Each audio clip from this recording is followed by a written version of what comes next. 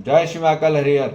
Human imagination, मानव कल्पना, अर्थात मानव में ही ये उपलब्धि प्राप्त है और कोई भी प्रजाति में और कोई भी जीव जंतु वनस्पति संसार खनिज संसार इसमें उपलब्धि नहीं है। सिर्फ मानव ही एक ऐसी इकाई है जिसमें कल्पना से युक्त होता है। ठीक है, तो कल्पना का अर्थ होता है जो कि वास्तविकता से उसका कोई लेना देना नहीं है, सत्यता से कोई लेना देना नहीं है और यथार्थ से भी लेना देना नहीं है। तो जिस कारण से वो मायावी चीज़ों से उसकी पूरी आशा भरी पड़ी रहती है, विचार चलते रहते हैं और उस प्रकार से उसकी इच्छा जाहिर होती रहती है और जिस कारण से उसमें कोई भी स्पष्टता नहीं है, कोई भी सटीकता नहीं रहती और वो अज्ञान पूर्वक, अविवेक पूर्वक और अविज्ञान पूर्वक उसके आंतरिक में प्रकाशित होता रहता है और बाहर विद्यमान रहता है। ठीक है, ये क्यों हो रहा है? क्योंकि जैसे हमने बोला, जैसे कल्पना रहती है वैसे ही प्रवृत्तियां बनती हैं मानव की। तो मानव की जैसी हैबिट आज दिख रही है किसी भी मानव की, उसकी कल्पनाओं के कारण है, उसकी इमेजिनेशन के कारण है, याद रखो। और आज हर मानव किससे परेशान है? याद रखना, सिर्फ और सिर्फ आदतों से परेशान है। सबसे बड़ा बवंडर, सबसे बड़ा अवरोधक मानव का उसकी आदत है। हर मानव अपनी आदत से परेशान है या दूसरे की आदत से, जो भी हो। ठीक है, पर आदत से ही परेशान है। पर आदत किससे आ रही है? कल्पनाओं से, इमेजिनेशन से। पर मानव जाति कैसी इमेजिनेशन है? वो मानव की को पता ही नहीं कि किस तरह में जाना है। यदि मानव की भ्रमित अवस्था में है, मानव भ्रमित अवस्था में रहता है, भ्रमित मानव में क्या होता है? शुभ कामनाएं तो रहती हैं परंतु अशुभ कल्पनाओं से भरपूर रहता है।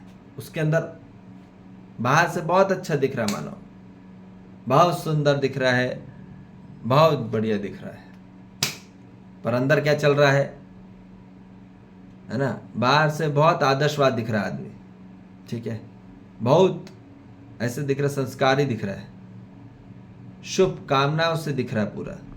और हम बड़े लोग भी बहुत शुभ कामनाएं देते रहते हैं, पर अंदर क्या चलता है?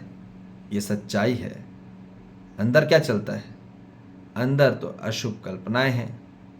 अब उसी से आदमी परेशान है, याद रखो, ध्यान रखो। आज मानव का सबसे ज़्यादा जो सिर दुख रहा है, हेडेक जो होता है, माइग्रेन जो होता है, वो सिर्फ और सिर्फ अशुभ कल्पनाओं के कारण। यही सबसे बड़ा मानव का अवरोधक है, यही सबसे बड़ा, इससे से आदमी परेशान है, इसी से आदमी सबसे बड़ा संकट और कुछ नहीं है। आप लेटे रहो, बैठे रहो अपने घर पे आराम से, ठीक है, बहुत आराम, बहुत सुविधाएं, बहुत अधिकार दे दिए हैं, ठीक है।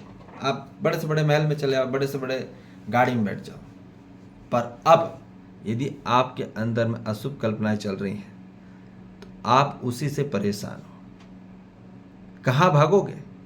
किससे भागोगे? और कौन सी हेल्पलाइन पे कॉल करोगे? वहां कोई नहीं आने वाला सिवाय स्वयं को, आदमी को ही उसी से निवारण करना होगा। आदमी को स्वयं की समस्या से ही मुक्त होना होगा। इसलिए बोला जा रहा है ये मोक्ष का द्वार है, ये मुक्ति का कार्यक्रम है, ये भ्रम और भय से मुक्ति का कार्यक्रम है। तो ध्यान रखो, जहां अशुभ कल्पना है वो पूरा भ्रम में से भरा पड़ा है और भय से भरा पड़ा है। अब ध्यान रख लो क्या चल रहा है पूरी मानव जाति में। बाहर से बहुत अच्छा दिख रहा है, ठीक है ना, आदर्शवाद में पूरे मंत्राएं चल रहे हैं, पर अंदर क्या चल रहा है?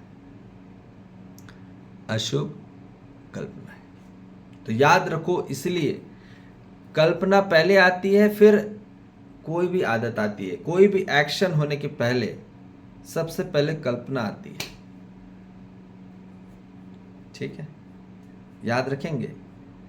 कोई भी शरीर में, याद रखें, मैं बोल रहा हूं शरीर में तो ऑटोमेटिक रिस्पॉन्ड करता है, पर जो मन है, आशा है, उसमें विचार है, जो इच्छा जो जाहिर होती है, पहले सबसे पहले कल्पनाशीलता में आती है। ठीक है, वो मन में पहले आता है, विचार में आता है, फिर इच्छा जाहिर होती है।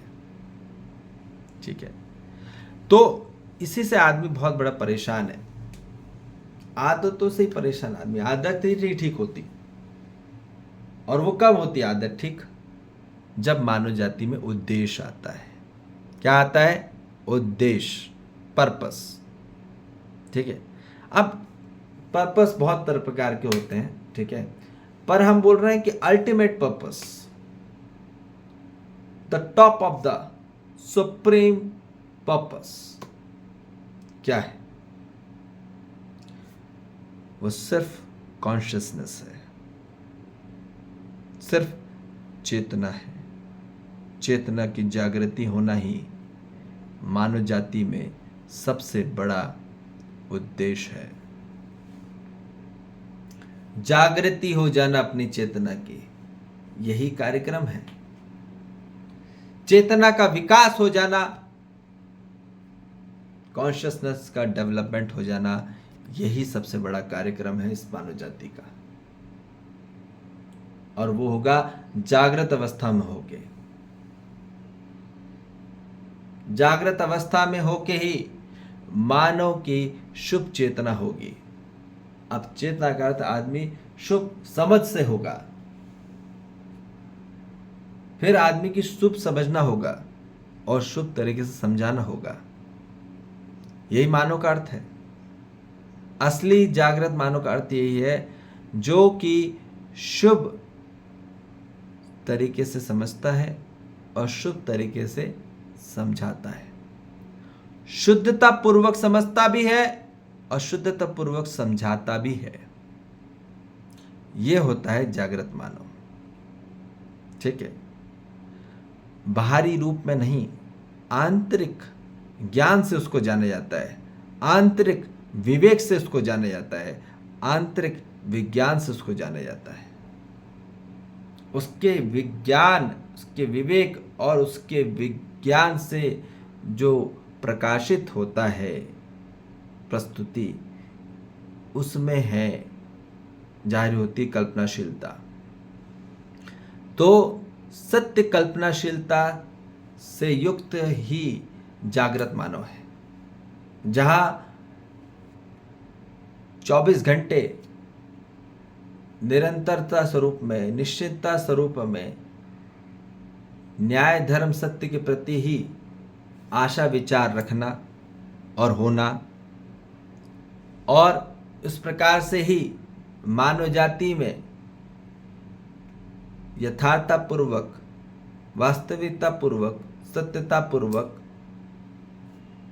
एक में व्यतीत होना, सही में एक होना ही कार्यक्रम है इस पूरी मानव जाति का। ठीक है, और जागृत मानव का। तो इसलिए ये बात बताए जा रहे हैं, हर मानव जागृति के लिए ही पैदा हो रहा है। हर मानव ऐसे नहीं कि टाइम पास करने के लिए हुआ है। ठीक है, वो जागृति के लिए आए इस पृथ्वी पे। ठीक है, आप अपने आप को परम लक्ष्य हर मानव जाति का मुक्ति भ्रम और भय से, और भ्रम और भय कहाँ पे है? वो कल्पनाओं में है। कहाँ पे है? कल्पनाओं में। अब क्या करोगे? कैसे हटाओगे कल्पना? सिर्फ और सिर्फ एक ही तरीका है, सिर्फ आत्मज्ञान में ही, सत्य ज्ञान में ही, वास्तविकता ज्ञान में ही वो उसी से मुक्त हो सकता है, आंतरिक भ्रम और भय से। और जो मानव के अंदर बेहोशी वाले भ्रमित विचार, आशा विचार, इच्छा चल रही है, क्यों चल रही है? क्योंकि वो पूरे अज्ञान को ग्रहण कर रहा है, अविज्ञान को ग्रहण कर रहा है और अविवेक पूर्वक चीजें कर रहा जा रहा है, अभ्यास कर रहा है। तो क्या होगा? अब वो इसलिए परेशान रहेगा, वो रहेगा ही रहेगा।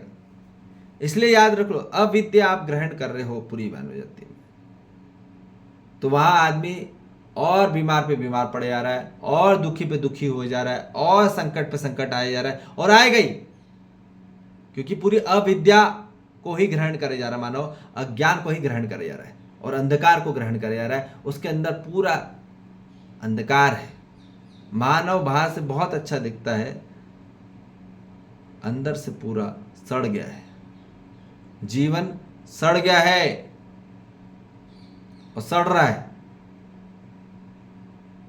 समझ में आ रही बात? अंदर पूरा आदमी में कचरा भर गया है। किसका कचरा होता है? अशुभ कल्पनाओं का कचरा होता है अंदर, ठीक है। और उसी से परेशान है आदमी। हेडेक, माइग्रेन, जो सबसे ज्यादा सिर दर्द देता है ना, आदमी को उठपटांग सोचता रहता है, उठपटांग विचार चलते हैं, उठपटांग इच्छा आती है, और उठपटांग आदमी फिर करता भी है।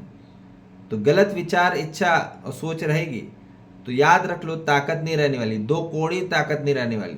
खोखला है अंदर से आदमी, और वो खोखला होता चले जाएगा। बाहर भले ही वो करोड़पति बन रहा हो, ठीक है, बाहर भले ही वो अरबपति बन रहा हो या खरबपति बन रहा हो या कोई पति बन रहा हो, अंदर तो पूरा बवाल मचा है। वही जाता है, वही जान सकता है अपना घुटन। और घुटन किन को हो रही है? जो लोग अपने अंदर सबसे ज्यादा दुश्मनी पैदा कर ले रहे हैं, जो सबसे ज्यादा विरोधी हो जा रहा है। कामनाएं तो बहुत अच्छे अच्छे बोलते हैं, शुभकामनाएं शुभकामनाएं देते रहते हैं, अंदर क्या चलता है? पूरा विरोध चलता है। तो कहां से आदमी सुखी रहेगा? जन्मों लग जाएंगे जी, यदि अभी भी नहीं समझा तो। सिर्फ समझने से ही पूरी मानव जाति में, याद रख लीजिए, जब आप शुद्धता पूर्वक देखेंगे, शुद्धता पूर्वक सुनेंगे, शुद्धता पूर्वक आप स्थित रहेंगे, तब आपको वो ग्रहण होगा ज्ञान। नहीं तो भटकते रहोगे। आज इसलिए भटक रहा आदमी, है ना। आदमी क्यों नहीं सुन पाता? क्योंकि सुनता भी है तो कहाँ रहता है ध्यान? ध्यान तो और कहीं रहता है, बाहर रहता है, वहां तो रहता नहीं है, स्वयं में तो नहीं रहता स्थित। जब व्यक्ति स्वयं में व्यवस्थित नहीं है, क्योंकि स्थित ही नहीं है स्वयं में, और कहीं स्थित रहता है, तो क्या खा के उसमें ज्ञान जाएगा? जा ही नहीं सकता। अब आप कितना ही बोलते रहो, हम बोलते रहेंगे आपको। जो सुन रहा है शुद्धता पूर्वक, वहां अंदर जाएगा ज्ञान, ठीक है। तो इसलिए शुभ होने के लिए शुद्ध होना जरूरी है, ठीक है। शुभ होने के लिए शुद्ध होना जरूरी है। समझ में आ गई बात? तो ये हम इसलिए बोलना चाह रहे हैं कि शुभ चेतना जरूरी है पहले, है ना। यदि आदमी के शुद्ध चेतना जगेगी, तभी शुभ चेतना आएगी, ठीक है। और तब जाके मानव में सत्यता की बात होगी, कल्पनाशीलता में। कल्पनाशीलता अर्थपूर्णता स्वरूप में कि अब वो असली सत्य की तरफ में उसकी पूरी आशा, विचार, इच्छा चल रही है, ठीक है। जो नित्य है, जो वर्तमान है, जो शाश्वत है, जो आदि है, जो अनंत है, जो कि संपूर्ण में, परम तत्व में है, वो सम तत्व में है, वो शिव तत्व में है, उसकी ओर पूरा विज्ञान है, वहां है कल्पनाशील, ठीक है।